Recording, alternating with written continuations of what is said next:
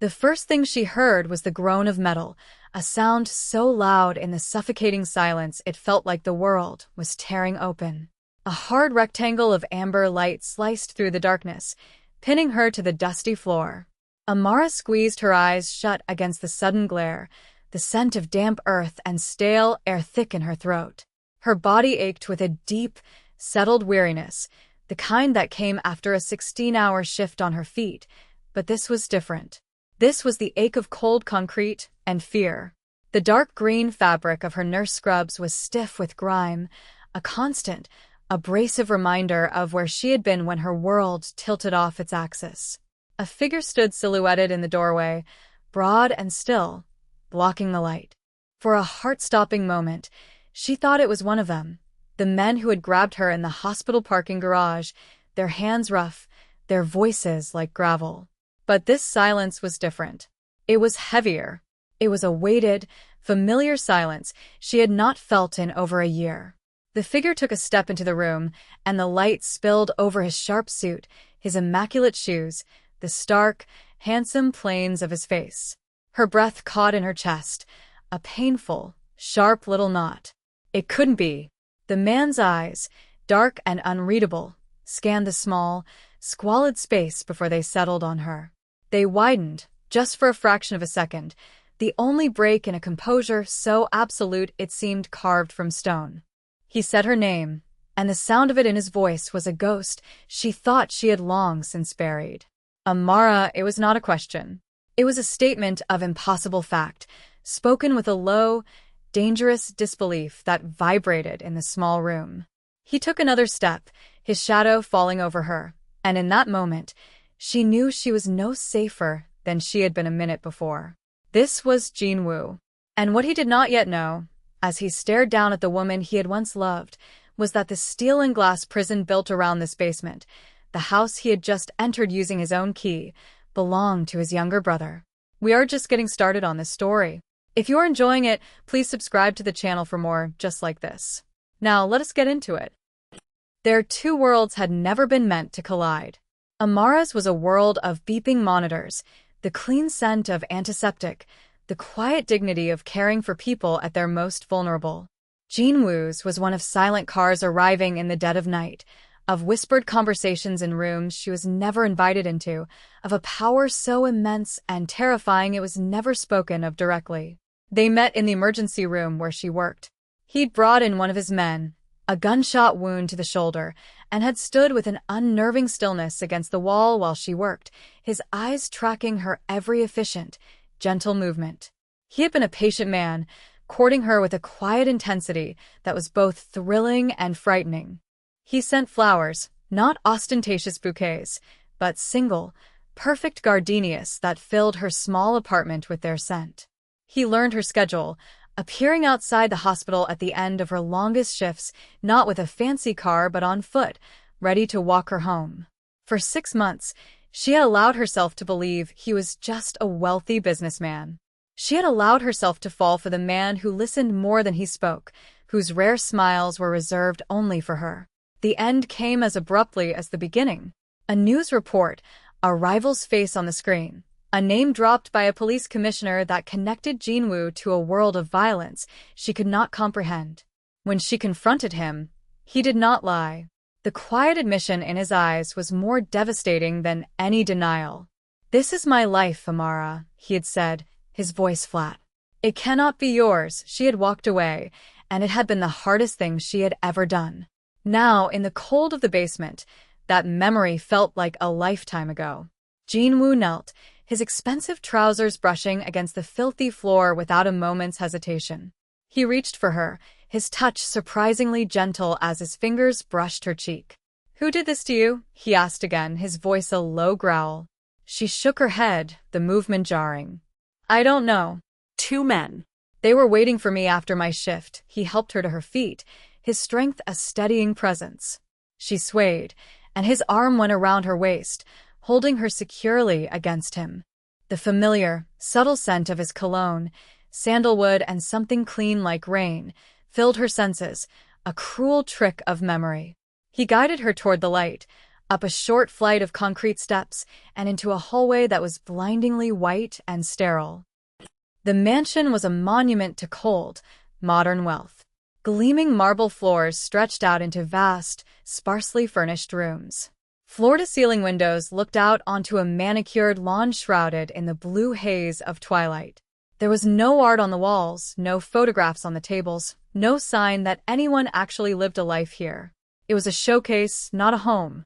Jin-woo led her into a cavernous kitchen and sat her down on a stool at a massive stone island. He moved with a quiet efficiency she remembered, retrieving a bottle of water and a first aid kit. He opened the water for her, his hands steady as he pressed it into hers. She drank greedily, the cool liquid a balm to her dry throat. He worked in silence, cleaning a scrape on her forearm with an antiseptic wipe. His touch was clinical, detached, but his proximity was a physical weight, pressing in on her. "You need to tell me everything," he said, not looking at her. "Every detail you can remember." She recounted the attack in a low, trembling voice. The white van, the cloth over her face, the long, winding drive, the feeling of being dragged down the stairs. She had been here for at least a day, maybe more. Time had become a thick, syrupy thing in the darkness. As she spoke, she saw him looking around the kitchen, his eyes lingering on small details she wouldn't have noticed. A specific brand of imported coffee on the counter, a set of keys in a bowl by the door. A flicker of something cold and hard passed through his expression. It was the look he got right before the stillness broke, the look that preceded the quiet, terrifying authority he commanded. Just as he was about to speak, the front door opened. A young man, handsome and dressed in a designer tracksuit, walked in, scrolling on his phone. He looked up, his easy smile faltering as he saw them. It was Minjun, Jin-woo's younger brother. Amara had only met him once, a brief, uncomfortable introduction at a restaurant. He had a nervous energy that seemed at odds with his brother's profound calm. "Hyung," Minjun said, his voice a little too loud in the silent house. "What are you doing here?" Then his eyes landed on Amara, and his face went pale. He feigned a look of shock, a poor imitation of his brother's genuine surprise. "My God, what happened? Who is this?" Jin-woo rose to his full height, placing himself subtly between Amara and his brother. His voice was dangerously soft. "That is what I was about to ask you, Minjun. Who is she? And what is she doing in your basement?" Minjun's performance was almost laughable. He sputtered, his eyes wide with manufactured innocence, insisting he had no idea how Mara had gotten there. He claimed he'd been out of town for 2 days, that his security must have been breached. He gestured around his empty, soulless house as if to prove how vulnerable it was. Jin-woo watched him, his expression unreadable, letting his brother talk, letting him dig his own grave with every unbelievable lie. Amara sat on the stool, clutching the water bottle, a silent observer to the tense drama unfolding between the two brothers. She could feel the history between them, a complex web of rivalry and obligation. "My staff will be questioned," Minjun blustered, pacing the kitchen floor. "I will get to the bottom of this, Hyung. I promise." "I am so sorry this happened in my home." Jin-woo didn't move. He just watched. "You have new staff," Jin-woo stated. It wasn't a question. Minjun stopped pacing. "Yes." A few new security men. The old team was inefficient, I see, Jin-woo said, the 2 words landing with the finality of a judge's gavel. He turned his attention back to Amara, his gaze softening almost imperceptibly. "You will stay here tonight. You will be safe. I will place my own men at the doors." He looked at his brother, and the coldness returned. "No one enters or leaves without my permission. Do you understand?" Minjun nodded quickly, a sheen of sweat on his forehead. "Of course, Hyung. Whatever you say." Jin-woo led Amara from the kitchen, his hand resting lightly on the small of her back. He guided her up a floating glass staircase to the 2nd floor, down a long, white hallway, and into a guest suite that was larger than her entire apartment. It was as impersonal as the rest of the house, decorated in shades of gray and chrome, but it was clean and quiet. He closed the door behind them, shutting out the rest of the house, and for a moment, they were alone in their own bubble of shared history and present crisis. He gestured to the ensuite bathroom. "There are clothes in the closet. They will be too big for you, but they're clean. Get some rest." He turned to leave, but Amara found her voice. "Jinwoo," he stopped, his back to her. "Why are you doing this?" He was silent for a long time, the stillness stretching between them. Finally, he turned, his face shadowed. "Because they put you in my brother's house," he said, his voice low and laced with something she couldn't name. "That makes this my responsibility." "It makes you my responsibility." He looked at her then, a deep, searching gaze that seemed to peel back the last year of separation. "I never stopped, you know." He didn't need to finish the sentence. She knew what he meant. He had never stopped watching over her, even after she had walked away.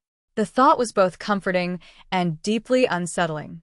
He had let her go, but he had never truly let her be free. After Jinwoo left, posting two of his own formidable men outside her door, Amara moved as if in a trance. She showered, letting the hot water wash away the grime and the chill of the basement. She found clothes in the closet, as he'd said. A soft, gray cashmere sweater and matching pants belonging to some unknown woman, far too large for her but clean and warm. Her own dark green scrubs, stained and torn, lay in a heap on the bathroom floor, a discarded skin. She couldn't bring herself to throw them away. They were a part of her, a symbol of the life she had fought so hard to build, a life that had now been so violently interrupted. Later, there was a soft knock on the door. It was Jinwoo, holding a tray with a bowl of soup and a glass of tea. He set it down on a small table by the window. He didn't leave immediately, instead standing by the door, his hands clasped behind his back. The formality felt strange after the intimacy of their past. "My brother is a fool," he said abruptly, his voice tight with controlled anger. "He is impulsive and greedy for a status he has not earned." Amara looked at him, her heart aching with a familiar sorrow. She was seeing the man she fell in love with and the dangerous figure he truly was, all at once. "He did this, didn't he?" she asked softly. "He's the one who had me taken." Jinwoo's jaw tightened. He didn't confirm it, but his silence was an answer in itself. "I am handling it," he said. "You don't need to worry." "Not worry?" A spark of her old fire returned. She stood up, the oversized sweater slipping off one shoulder. "Jinwoo, I was thrown in a van and locked in a basement. I think I have a right to be worried. I have a right to know why." He took a step towards her, his expression pained. "Knowing why will not make you safer, Amara. My world. It has rules you don't understand. Letting me handle this is the safest thing for you. Your world is the reason I'm here." She shot back, her voice rising. "This is what I was afraid of. This is why I left." The words hung in the air, heavy and true. His face shuddered, the brief glimpse of vulnerability gone, replaced by the cool, formidable mask he wore so well. "Get some rest," he said, his voice once again flat and distant. "My men are outside. You are safe." He turned and left, the click of the closing door echoing in the silent room. Amara sank onto the bed, the fight going out of her. He was right. She was safe for now. But she was also trapped, a pawn in a game between two brothers, caught once again in the orbit of a man she knew she should have never loved. Downstairs, the confrontation was quiet, which made it all the more brutal. Jinwoo found Minjun in his study, pouring himself a generous glass of whiskey with a trembling hand. He didn't bother to close the door. "She knows," Jinwoo said, his voice calm. Minjun flinched, sloshing amber liquid over the rim of his glass. "She knows nothing." "I told you. I had no idea." "Stop lying." Jinwoo cut him off, the words sharp as broken glass. "It is insulting. You wanted my attention. You have it." Minjun turned, his face a mixture of fear and resentment. "You never listen to me. I bring you a business proposal, a chance to expand, to finally push out the Cheon family, and you dismiss it out of hand. You treat me like a child because you act like one." Jinwoo countered, stepping into the room. "The venture you proposed was reckless. It would have started a war on two fronts. The council voted against it. I voted against it. The decision was final. The council is old and slow. You are old and slow. Minjun spat, his bravado fueled by alcohol. You don't have the stomach for it anymore. Ever since she left you.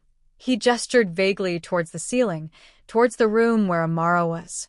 Jinwoo's stillness became absolute. It was a terrifying thing to witness, the complete absence of movement, as if all the energy in the universe was being drawn into one man. You thought bringing her into this would what? Convince me?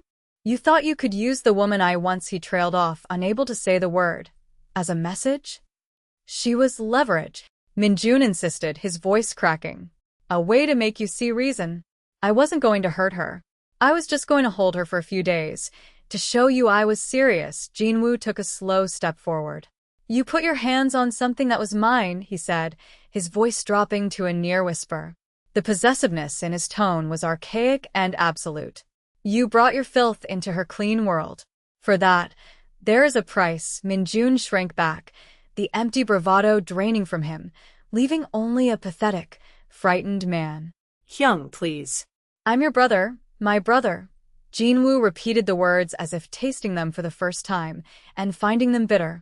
My brother would not have been so stupid. My brother would not have been so weak.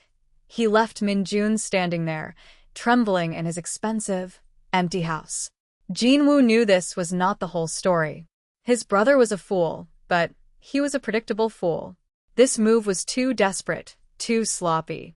There was something else at play, a deeper level of rot that he had not yet uncovered. And he would not rest until he had torn it out by the roots. The next morning, Amara woke to the smell of coffee. A different man, one of Jinwoo's subordinates, had left a tray outside her door. He was polite but firm. She was not to leave the suite. She spent the day pacing the room, a gilded cage with a view of a perfect, soulless garden. She felt like a ghost, haunting someone else's life. The silence of the house was more unnerving than any noise. She knew things were happening beyond her door, quiet, violent currents shifting in a world she couldn't see. Jinwoo did not come to see her until evening. He looked tired, the skin around his eyes drawn tight. He didn't speak at first, simply walking to the vast window and looking out at the city lights beginning to glitter in the distance. The dark green of her scrubs, which she had washed and hung to dry in the bathroom, caught his eye. He stared at the uniform for a long moment, a symbol of her identity, hanging limp and out of place in this world of gray cashmere. I want to go home, Amara said to his back, her voice quiet but firm. I want to go back to my apartment, to my job. He turned to face her. You can't. Not yet. It isn't safe. When will it be safe, Jinwoo? When you finished playing your games? The accusation stung, and she saw it in the slight flinch of his jaw. This is not a game, he said, his voice low. This is about my family's honor. It is about he hesitated, my failure to protect you. I don't need your protection, she said, though the words felt hollow even to her. I need my life back. I know. He finally moved closer, stopping a few feet from her. Amara, I need you to trust me. Just for a little while longer. There are things in motion you don't understand. Then make me understand, she pleaded, her frustration mounting. Stop treating me like a fragile piece of glass. I am a nurse. I see life and death every single day. I am stronger than you think. He looked at her, and for the first time, she saw a profound weariness in his eyes, a deep sadness that seemed to go bone deep. I know how strong you are, he said softly. That is what I have always admired most about you. But your strength is in healing, in mending what is broken. My world is about breaking things. I do not want it to break you. He reached out, his fingers hovering just inches from her arm, before he seemed to think better of it and let his hand drop. I have made arrangements. All your shifts at the hospital have been covered. Your supervisor thinks you have a family emergency. Your rent has been paid. Your life is waiting for you. I just need to make sure it is safe for you to return to it. It was a cage, but it was a meticulously crafted one. He had thought of everything. He had erased her, temporarily, to keep her safe. The level of his control was staggering, and she didn't know whether to be terrified or grateful. Here is the part of the story nobody saw coming, not even Jinwoo at first. His investigation into his brother's affairs started with the reckless business proposal, the one that had been the catalyst for this whole nightmare. He had his most trusted analyst, an older man named Mr. Choi, dig into Minjun's finances. He expected to find foolish investments, hidden debts, the usual signs of a young man trying to live beyond his means and his station. What Mr. Choi uncovered was far worse. Minjun was not just in debt. He was compromised. He owed an astronomical sum to the Cheon family, the very rivals he had proposed to start a war with. It was a classic trap, and Minjun had walked right into it. He had been lured by promises of quick, easy money, and now they owned him. But that was not the worst of it. The true, sickening revelation came from an intercepted message, a piece of communication so encrypted it took Mr. Choi a full day to break. The message was from Minjun to the head of the Cheon family. In it, he offered them a gift to settle his debt, a peace offering of immense value. He offered them Amara. He had detailed her routine, her work schedule, the layout of the hospital parking garage. The plan was never to use her as leverage against Jinwoo. That was a lie, a story for his brother. The real plan was to kidnap her, hold her for a day in his own house to establish a flimsy alibi, and then hand her over to Jinwoo's most vicious enemies. He was going to trade her life for his own financial freedom. When Jinwoo read the translated message, the paper trembled in his hand. The cold, controlled fury he so often wielded gave way to a white-hot rage that was all the more terrifying for its silence. This was not a foolish mistake. This was not a desperate plea for attention. This was a betrayal of the deepest, most absolute kind. His brother had looked at this woman, this kind, decent, remarkable woman, and had seen nothing more than a commodity, a thing to be traded. He had not just brought the filth of their world to her. He had intended to feed her to the wolves to save himself. In that moment, something inside Jinwoo broke. The bond of blood, the sacred duty to his family, it all turned to ash. There was no longer a brother named Minjun. There was only an enemy living in his house. The final confrontation took place back in the sterile, white study. This time, Jinwoo did close the door. Mr. Choi stood silently in the corner, a loyal witness to the judgment that was about to be passed. Jinwoo placed the printed-out message on the polished desk in front of Minjun. "Explain this," he said. His voice was devoid of all emotion, a flat, dead thing. Minjun looked at the paper, his face crumbling as he read his own treacherous words. The blood drained from his face, leaving him looking sallow and small. He opened his mouth, but no sound came out. He looked from the paper to his brother's face and saw nothing there for him.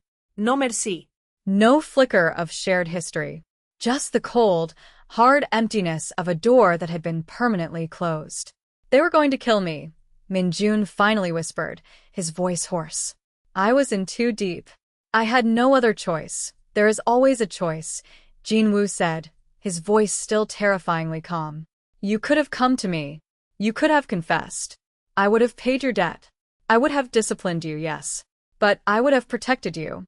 Because you were my brother." He let the past tense of the word hang in the air. "But you did not choose that path. You chose to try and sell an innocent woman to my enemies. You chose to sacrifice her for your own pathetic skin.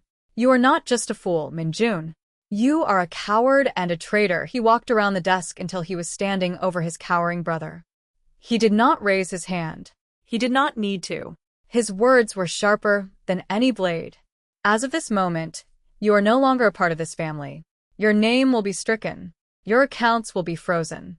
You will be given a passport with a new name and a one-way ticket to a place where no one has ever heard of you. You will be given enough money to start a new life as a nobody. If I ever see you again, if I ever hear your name spoken on this continent again, I will have you erased." Minjun began to sob, thick, ugly tears of self-pity. "Hyung, please no. You can't." "I can," Jinwoo said, his voice like flint. "You are nothing to me now. You are a ghost." He turned to Mr. Choi. "Escort him to the airport. See to it that he is on the plane." Mr. Choi bowed his head. "Yes, sir." He gently took Minjun by the arm, lifting the broken man from his chair and leading him from the room and out of Jinwoo's life forever. Jinwoo stood alone in the study for a long time. the silence pressing in on him. He had cut away a part of himself, a cancerous limb, to save the whole. The act had been necessary, but it left him hollowed out, aching with the phantom pain of a bond that was now severed forever. He went upstairs and knocked on Amara's door. When she opened it, he saw the question in her eyes. He walked past her into the room and handed her the piece of paper with his brother's translated message. "I told you I would handle it," he said.